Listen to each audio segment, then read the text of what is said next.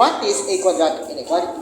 A quadratic inequality is like a quadratic equation, but instead of an equal sign, it uses inequality symbols, such as greater than, less than, greater than or equal to, and less than or equal to.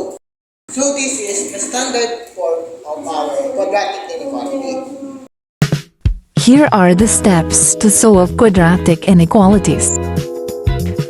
Write the inequality in standard form. Find the roots by factoring, completing the square or quadratic formula.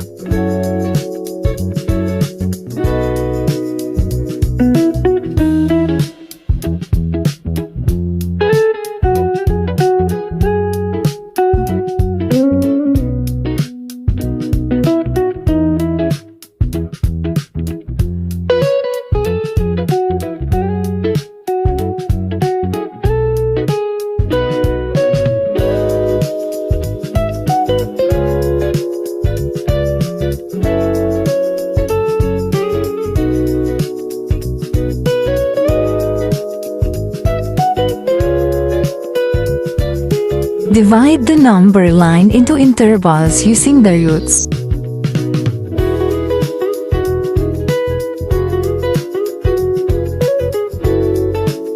Test each interval by choosing a sample number.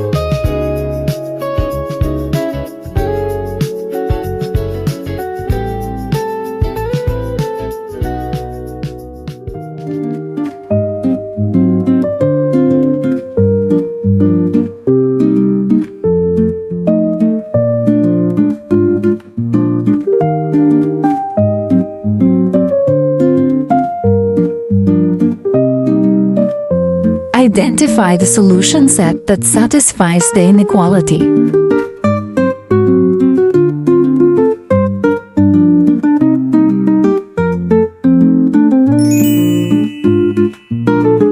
Ating second example, x squared plus 5x minus 14 greater than or equal to 0. So ang first step na ating gagawin is papalitan natin yung inequality sign ng equal. So, ikakopy lang natin to at i-change natin to inequality sign sa equal.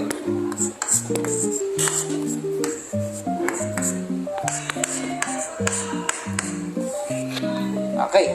Ang next step naman ng ating gagawin is hanapin natin ang factor ng ating quadratic equation.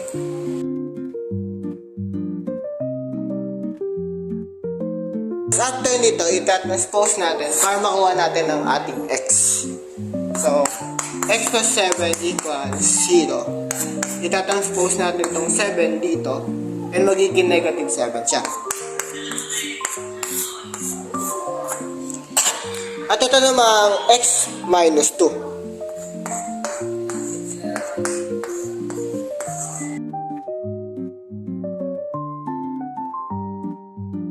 So, gagawa naman tayo ng ating line.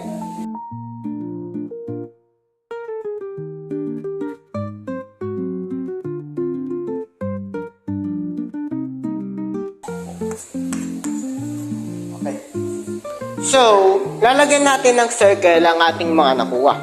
So, negative 7 and positive 2. So, dahil yung inequality sign natin ay may equal to, ilalagyan natin ng ating circle ng shade dahil kasama siya sa equation.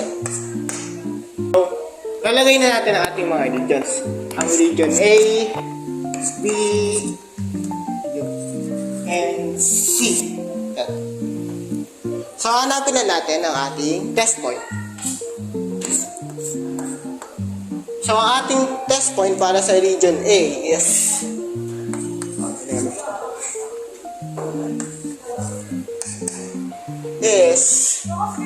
negative infinity, comma, negative 7, bracket. At sabi naman is bracket, negative 7, 2, comma 2, and bracket. And sa C is bracket 2, comma, positive infinity, and parenthesis. So, ang next step naman natin is hanapin natin ang X. So, para mahanap natin yung X, titignan natin yung circle. Yung circle is dapat makita natin yung pinakamalapit dun sa region na yun. Okay. So, ang X natin sa region A is negative 8 dahil ito yung pinakamalapit dun sa region ng negative 7.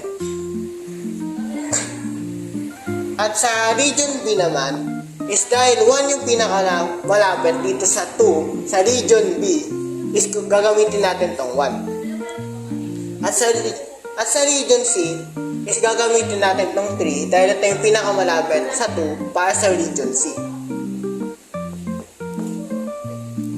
So, dahil nakuha na natin ang ating X, isa-substitute na natin yung X sa bawat region. So, 8. Substitute ng 8.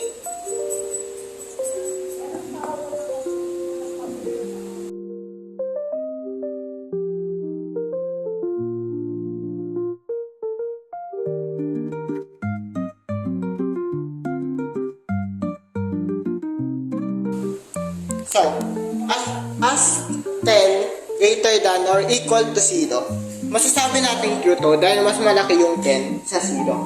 So, itong natin is kasama sa ating notation. Ilagay nyo na true yan. So, hanapin naman natin na next ay sa region B.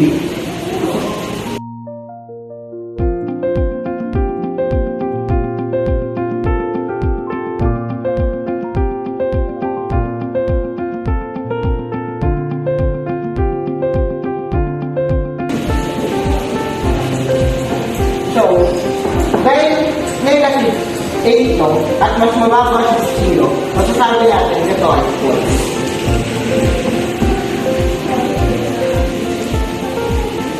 Next naman ay sa region C. So, kapalitan natin yung x natin ng 3. So, 3 square plus 5, parenthesis 3, negative 14, greater than or equal to 0. So, 3 times 3 is 9, 5 times 3 is 15, and copy lang natin itong 14.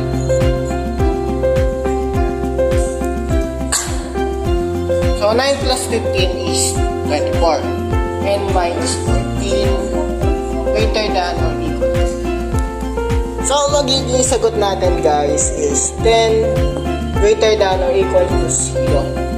So, dahil mas malaki ang ating 10 na 0 at tama ang ating inequality sign is magiging true ito.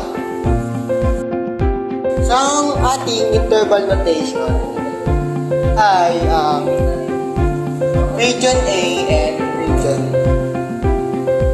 C.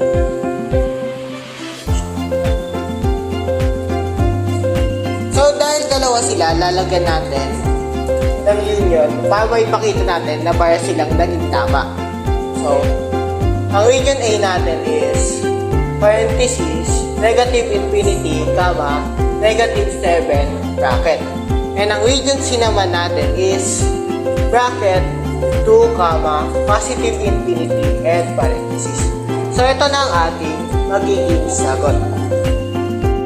This is how we solve a quadratic inequality. We hope you learned something from us. Tandaan, math lang yan. Math, titiis mo yan. Wait lang pa. 1, 2, 3, go.